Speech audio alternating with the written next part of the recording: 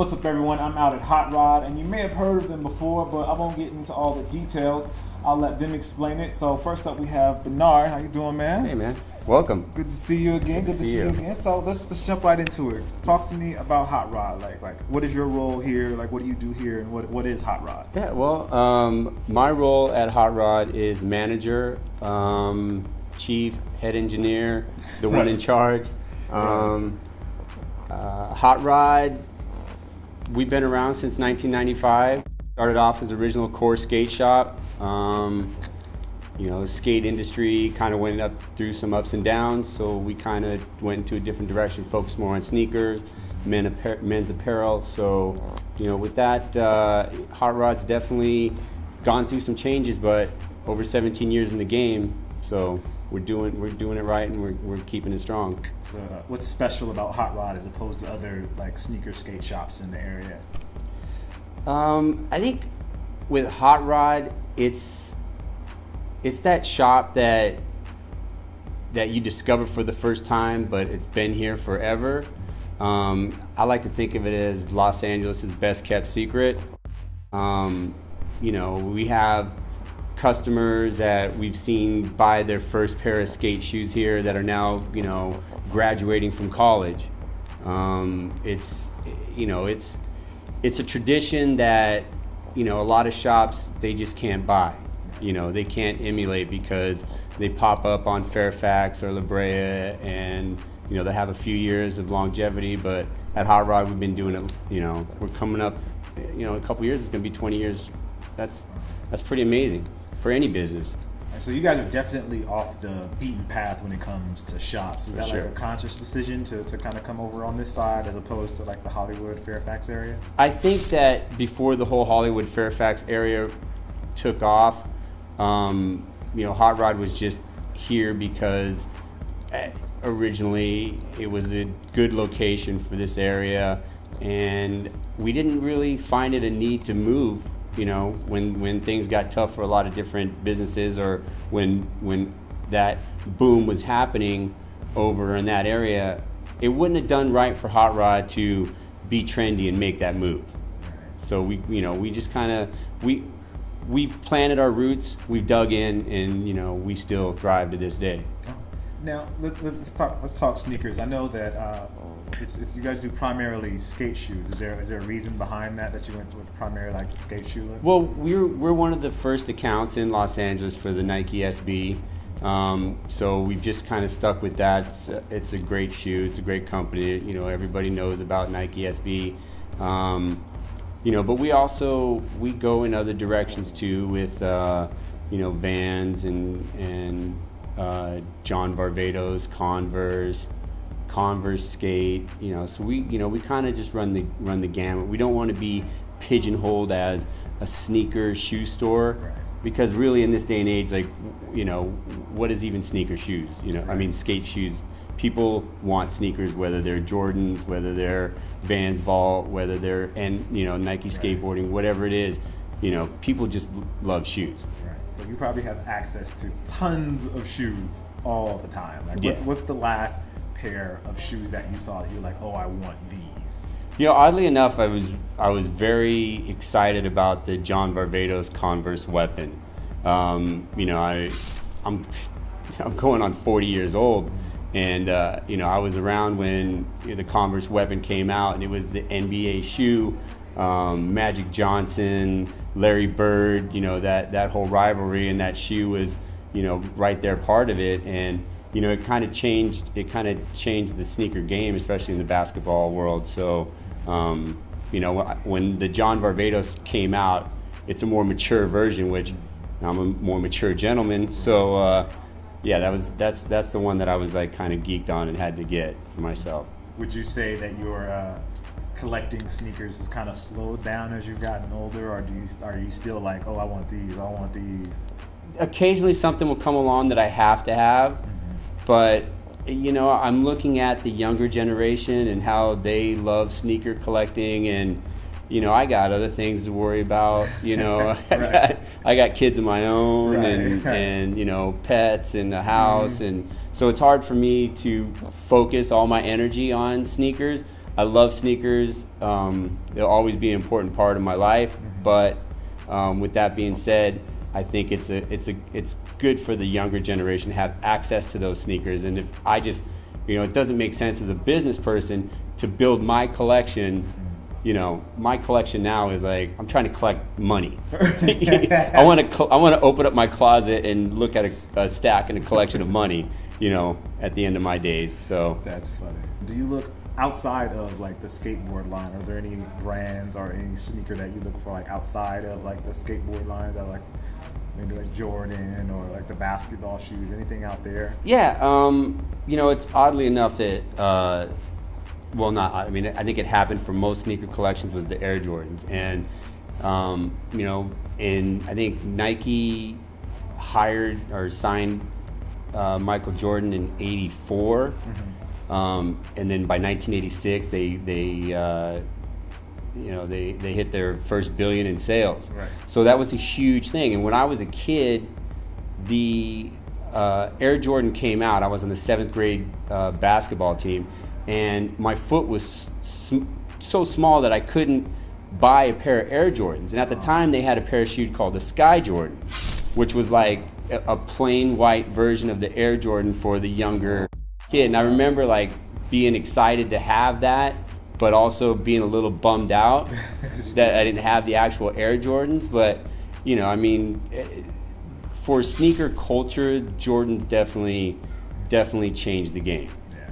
What would you say is the biggest difference design-wise between skate shoes when you guys first started out? You said in '95. You guys first started out in '95, and today's skate shoes.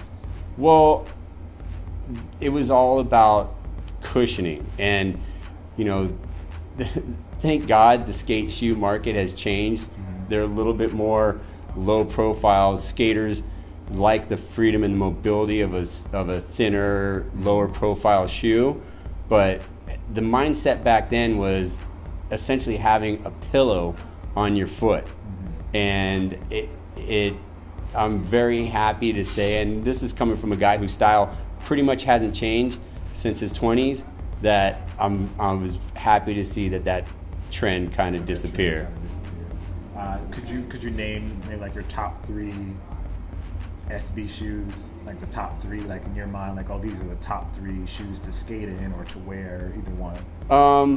Well, definitely the Dunk Low is that shoe. I mean, it's gone through some transitions, but it's managed to still remain current for all the years. And look, a lot of people are going to be upset, and it's an argument that'll go on for years in the blogs, but I preferred the skinny tongue. And SB kind of went to they were skinny tongue, fat tongue, skinny tongue, fat tongue again. And regardless, it's still a timeless shoe. Love that. From SB, the Janowskis are a great shoe. I just love the versatility. I love that a low profile shoe. It's a timeless shoe. Dunk High, love the Dunk High.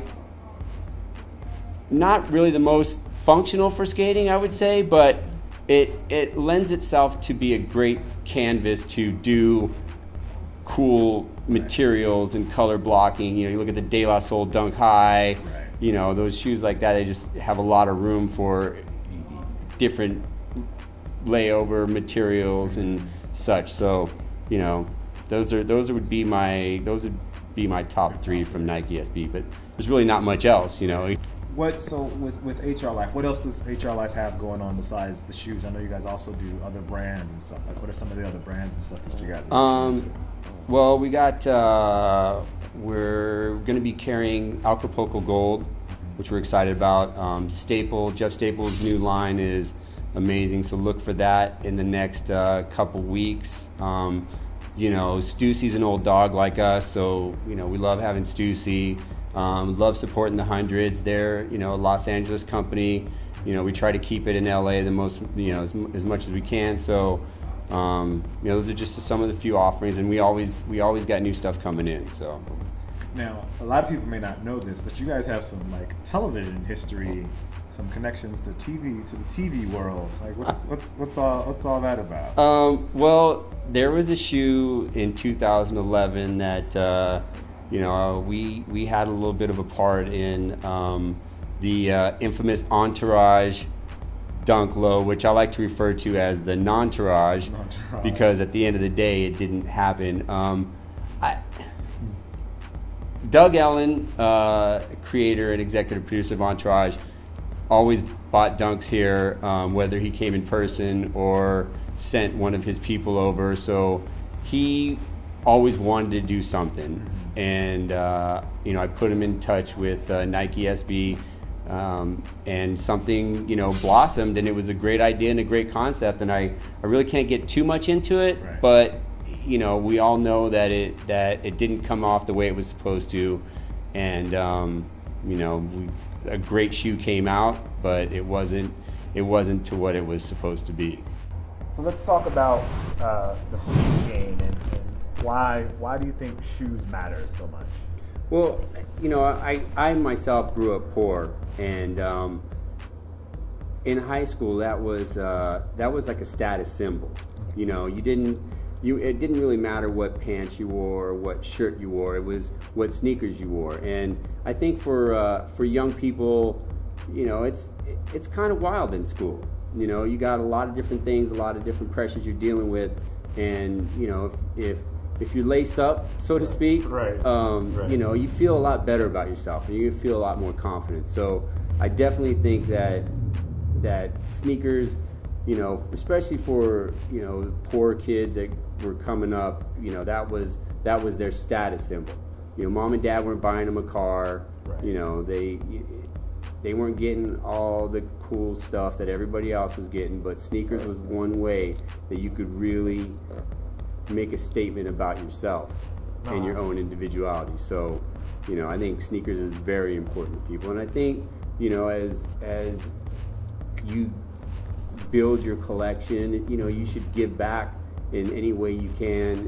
One of the ways I do it is, I have my core collection. I got maybe 50 pairs in my collection that are that I will keep.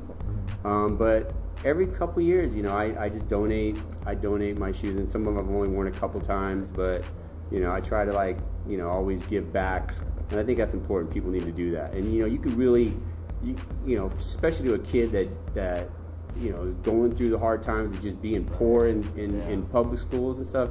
If you could give a kid a pair of sneakers, that that's gonna change your life. And I'm not talking like Toms, like I'm talking like a pair of sneakers that it's gonna build somebody's confidence, and for sure.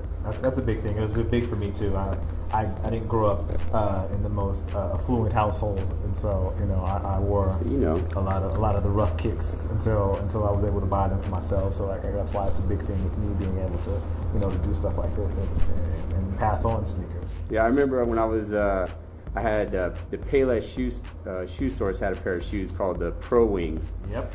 And I would get dissed they were called Broken Wings. Yeah. They would diss me and tell me to take my broken wings and fly. Yeah, I remember those. I wore those. Let's kind of talking about the sneaker game. How do you feel about the sneaker game now with all the press that the sneaker game gets right now? Listen, I work hard. I've worked hard my entire life. I think people should, in life, work hard. Because no matter how much money you have, no matter what possessions you have, if you work hard, a strong work ethic is one of the best things in life to have. And I just kind of find it. I just find it such a bad trait in people that they would wait 3 days for a pair of sneakers, and it's like, if your time is worth even $10 an hour, you would put money in your pocket. There's ways to get the shoes. There's a secondary market, whether we like it or not, and might have to pay a few bucks extra, but have a work ethic. Right. Work. All right. Any last words for Hot Rod Life for our readers, or to let them know what you guys have going on, or anything else? Yeah, just be on the lookout, and always check us out. We're always going through transitions. We're always making things work along the way. So. There's great things coming. Just make sure you come down and check us out. We got our blog and website, hrlife.com, YouTube channel. Instagram, Facebook. You know, we're all over the place. We're trying to keep it down here on the west side, keep it going. So, you know, we'd love to see you come down, have a cup of coffee with us. You know, we like to think of Hot Rod as the gentleman's sneaker club.